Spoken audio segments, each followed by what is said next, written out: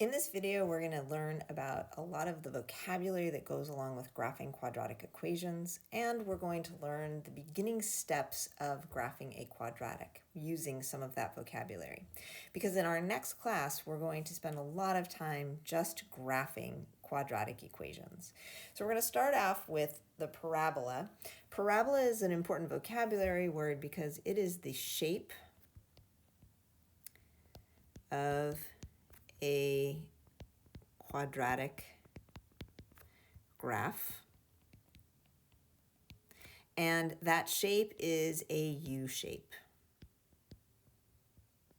Okay, so we will have a U shape for the graph of these, and that U shape can be an upward facing U, or it can be a downward facing U. And on this U shape, there are some important parts that will help us learn how to graph these and are essential pieces in the graphing. They're also essential pieces in our solving quadratic equations, which is part and ultimately what this unit is going to be about. So the first and really most important point in order to help us graph a quadratic is this point called the vertex. The vertex is the minimum on an upward facing U. It's the minimum value on an upward facing U. As x gets bigger, y is getting smaller in upward facing U. And then at the vertex, x continues to get bigger and y gets bigger as well. So y is getting smaller and smaller as x is getting bigger. And then after the vertex, y is getting bigger as x is getting bigger. On a downward facing U, y is getting bigger as x is getting bigger. And then at the vertex, that turns around and y gets smaller as x gets bigger. So a vertex on a rectangle is the place where a corner is formed, and that is where the shape changes direction. Well, here on a parabola, that vertex is at the place where the U shape changes direction as well. And so the vertex is the maximum point or the minimum point on a parabola. Should probably spell minimum correctly here. Hang on.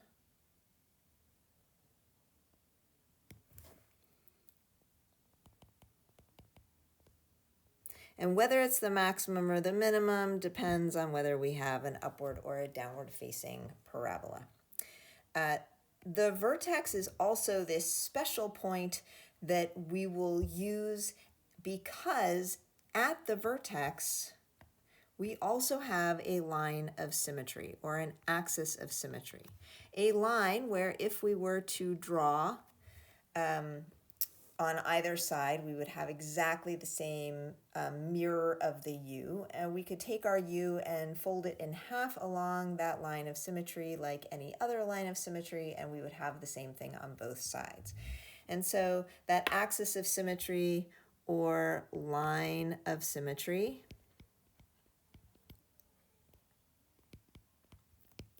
always runs through the vertex. It always includes the vertex. And importantly, we can find the line of symmetry or the axis of symmetry by using an equation that says x equals negative b over 2a. That is the same a and b that comes from ax squared plus bx plus c. So this comes from the ax squared plus bx plus c. And in this case, we are setting it up as an equation equal to y. So it is the x value of the vertex, and it is also the vertical line that is the line of symmetry. And we'll always have a vertical line of symmetry because we are graphing quadratic functions, and if this U shape were on its side, we would not have a function. So back to the vertex, the x value of the vertex is negative b over 2a. The y value of the vertex is whatever we get when we plug negative b over 2a into the equation. Okay? We are also, for transformation purposes, going to refer to this as hk. So h is the x value of the vertex, k is the y value of the vertex. This should bring back memories of when we have talked about transformations earlier in the year for other functions, specifically absolute value functions. Our next vocabulary word is roots. The roots are always on the x-intercept.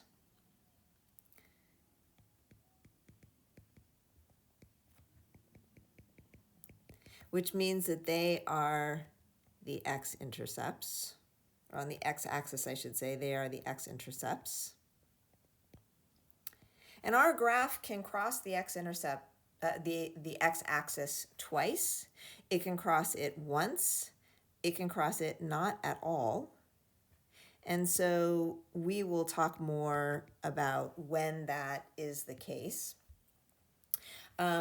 But this is also, importantly, the solutions to the equations.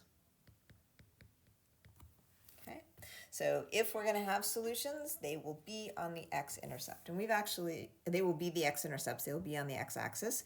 And we've actually talked about this before. All right, so we're going to come back to transformations in a moment. We're going to look over here at some of the other vocabulary first, specifically the parent function. And you might remember that we have talked about parent functions before. They are the simplest version of the equation for any given function family. And in this function family, our simplest equation is y equals x squared, where a equals 1, b equals 0, and c equals 0. So in our simplest form of this equation, we only have y equals x squared. And so in y equals ax squared, we would have y equals 1x squared plus 0x plus 0. We don't use the other parts because obviously 0 times x and 0 equals 0. So we just need the y equals x squared. This is going to be an upward-facing parabola. The parent function y equals x squared is an upward-facing parabola. And this is important when we get to transformations. The axis of symmetry, or the line of symmetry, is going to be at x equals the negative of 0 over 2 times 0. That is the formula that we have for finding the vertex. So that is going to be 0. And then our vertex, we're going to take that value and we're going to have y equals 0 squared, and y will equal 0. We're getting the 0 that we're plugging in from here, and so our vertex, therefore, is going to be at 0, 0. So we're going to go ahead and plot our points for our function here. We're going to have the vertex at 0, and then we're going to go ahead and plot points for the rest of this. And the way that we're going to go about doing that is we're going to say, well, we're going to go 1 away from our vertex and plug in 1 for x. And if we plugged in 1, we'd have 1 squared, which is x equals 1, y equals 1. And we'll plot our point at 1, 1. Now, that axis of symmetry that goes through the vertex, we're going to draw that in as well, because we know that if we have a point 1 away from the axis of symmetry right here, that in order for this to be symmetrical, we have to have 1 away on the other side. So we're going to go ahead and, without having to plug anything in, we will just plot that point on the other side of the axis of symmetry. We're going to go ahead and get 2 more points. We're going to get y equals 2 squared when x is 2. So that leads us to an x value of 2 and a y value of 4. We'll go ahead and plot that. 2, 4. That means that we are 2 away from the axis of symmetry, so we'll be 2 away on the other side of that line of symmetry. And then our last point that we'll plug in is going to be y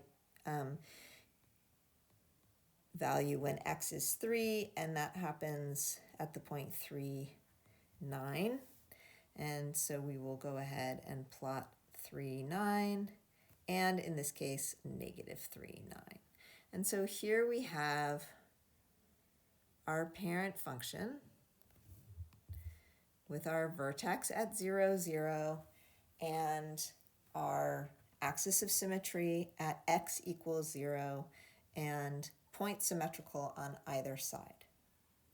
So that gives you a hint as to how we're going to go about graphing these. The transformations come in that we want to know how our what we are graphing compares to that parent function. Remember, the transformations are always compared to the parent function.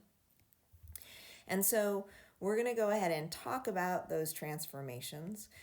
The first set of transformations all have to do with a. So when we're referring to a, we're talking about the ax squared plus bx plus c. And we're specifically talking about the a value. And so a does 2 different types of transformations. It can show us if the parabola is upward facing or downward facing, and it can show us whether how wide or narrow our parabola is. And we'll talk more about the wide and narrow piece when we are doing real graphing, but just to get it down, if a is greater than 0, in other words, a is positive, we have an upward facing parabola. If a is negative, in other words, a is less than 0, we have a downward facing parabola. This means that if a is less than 0, we have a vertical reflection. So it'll be a downward facing parabola, and in terms of how we would describe the transformation, we will have a vertical reflection. So a also, just as with our absolute value functions, shows us if we have a vertical stretch or a vertical shrink. If the absolute value of a is greater than 1, so that means that it would be a number that is bigger than 1 or smaller than negative 1, we have a vertical stretch. And you might remember that that means it looks taller and skinnier. If the absolute value of a is greater than 0 but less than 1, in other words, it's a fraction between negative 1 and 1, then we have a vertical shrink. So these actually match the a value that we had in our absolute value functions, and just as those matched, we also have translations that can happen, left, right, up, down, and these, once again, can be based on our vertex. our vertex, as we have said, is going to be considered to be hk, or negative b over 2a, and whatever our y value is when we plug in negative b over 2a. And so this means that if h is greater than 0, we will have a horizontal translation to the right. And if h is less than 0, we will have a horizontal translation to the left.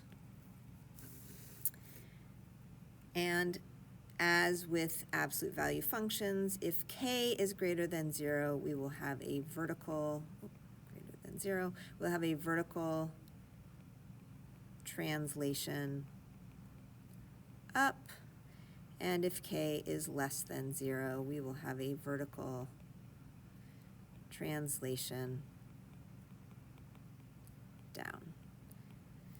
So, remembering that these go hand in hand with our vertex, so the h value of our vertex gives us horizontal translations, or the x value of our vertex, and the y value of our vertex, which we are referring to as k right now, tells us our vertical translations.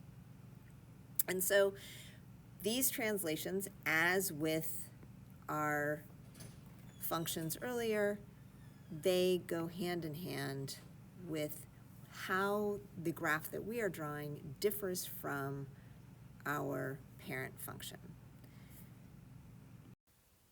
So one of the main important features of a quadratic graph is the axis of symmetry, or the line of symmetry, and being able to find that and the vertex, because once we know those, the rest of the graphing can be more straightforward. So, as we did when we were starting to factor, we're going to identify a, b, and c.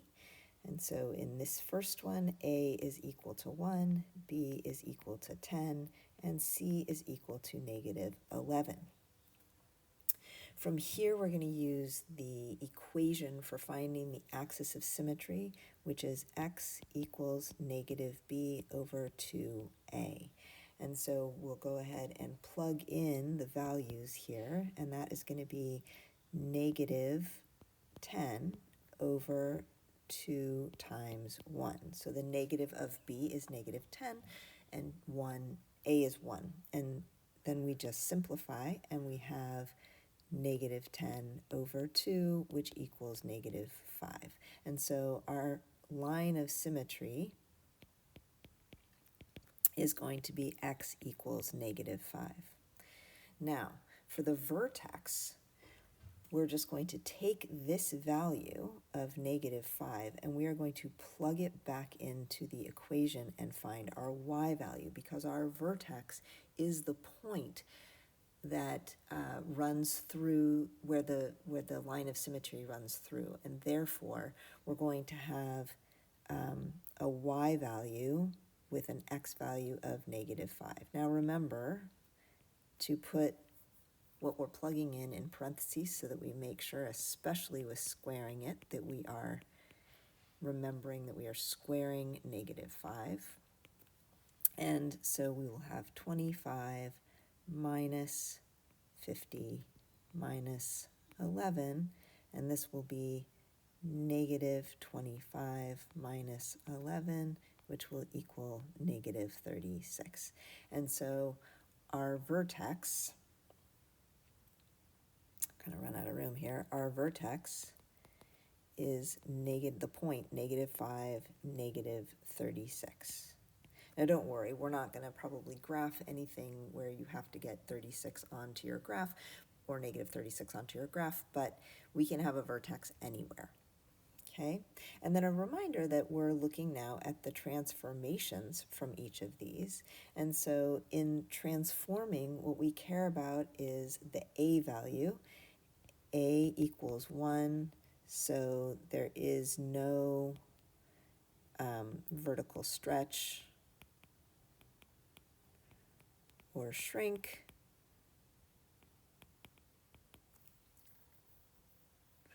And there is, and it is going to be upward facing, so we don't have any vertical reflection. The vertex, however, because the vertex is -5, -36, we have a horizontal translation 5 units to the left, and we have a vertical translation 36 units down. Okay, so let's look at this next one. In this next one, again, we're going to identify A, B, and C. A is 2, B is 0. There is no value with x in the equation, and C is -7. And so once again, we're going to find our axis of symmetry, but hopefully you can see that in finding our line of symmetry, we have x equals the negative of 0 over 2 times 2, which is just going to be 0, because 0 divided by anything equals 0. And our vertex then is going to be plugging in 0 for y. So we are essentially finding our y-intercept because we're plugging in 0 for x. 2 times 0 squared minus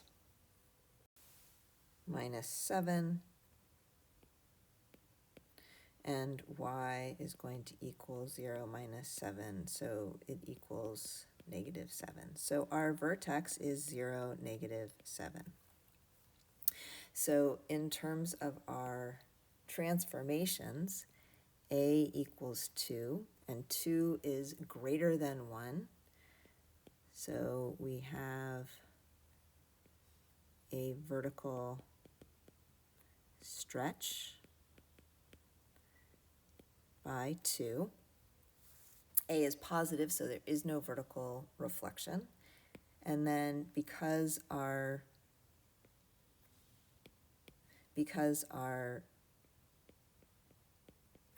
vertex is at 0, -7, we have a vertical translation -7 units down. Okay? So go ahead and try this last example yourself, and then come back and check your answer. So now that you've given yourself a few minutes to try this, we'll go ahead and do this together. A equals -1, B equals 5, and C equals -4.